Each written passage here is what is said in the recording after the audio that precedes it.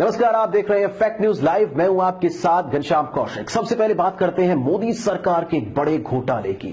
भ्रष्टाचार को लेकर कथित जीरो टॉलरेंस रखने वाली मोदी सरकार का स्वास्थ्य मंत्रालय, जिसने एम्स में हुए 7,000 करोड़ रुपए के घोटाले को दबा दिया। हैरानी की बात यह है कि खुद प्रधानमंत्री कार्यालय ने ऐसा करने में अपने मंत्रालय की मदद की। एम्स में हुए इस 7,000 करोड़ रुपए के घोटाले को सिलसिलेवार तरीके से समझने के लिए ये रिपोर्ट देखिए। एम्स में 7,000 करोड़ के घोटाले को अंजाम दिया जाता है और इसके आरोप लगते हैं एम्स के डिप्टी डायरेक्टर विनीत चौधरी पर। एम्स के chief vigilance officer Sanjeev Chaturvedi ने इस घोटाले का पर्दाफाश किया और जांच शुरू कर दी।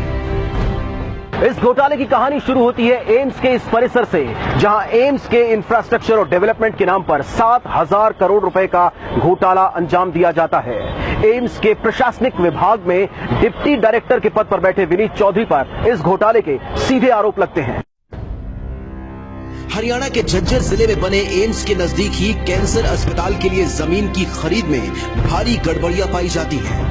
जांच में इसके सीधे आरोप डिप्टी डायरेक्टर विनीत चौधरी और पीएस आनंद पर लगते हैं। और फिर यहीं से इस कहानी में एक नए किरदार की एंट्री होती है, और वो किरदार है देश की मोदी सरकार की कैबिनेट में बैठे वर्तमान केंद्रीय स्वास्थ्य मंत्री जेपी नड्डा। विनीत चौधरी को बचाने और इस घोटाले को दबाने के लिए बीजेपी सांसद जेपी नड्डा जी जान से जुट जाते हैं।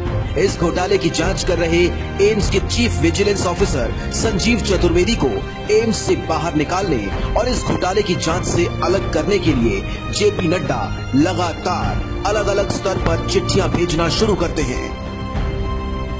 चाहे वो संसद की स्टैंडिंग कमेटी हो या फिर स्वास्थ्य मंत्रालय, इस घोटाले को दबाने के लिए बीजेपी सांसद जेपी नड्डा ने अपनी पूरी ताकत लगा दी, लेकिन बात बन नहीं रही थी।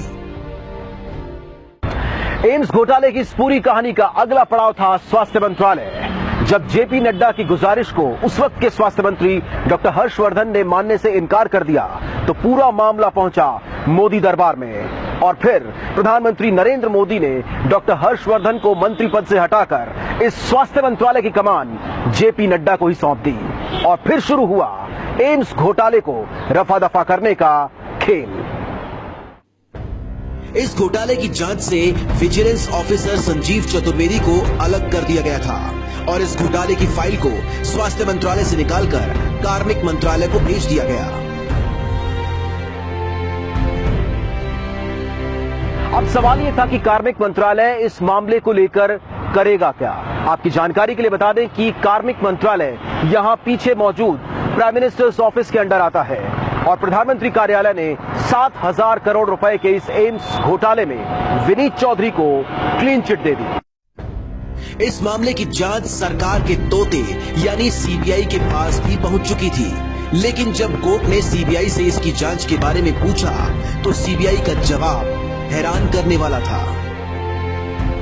सीबीआई ने कोर्ट में कहा कि कार्मिक मंत्रालय और स्वास्थ्य मंत्रालय उसे जांच में सहयोग नहीं कर रहा है और उसे जांच के लिए जरूरी कागजात मुहैया नहीं कराए जा रहे हैं। याद रहे कि ये वही सीबीआई है जो बीजेपी की विरोधी पार्टियों के मुख्यमंत्री के दफ्तर तक पर छापे मार देती है, लेकिन जब बात बीजेपी के नेताओं के मंत्रालय की आती है तो यही सीबीआई पिंजरे का तोता बन जाती है।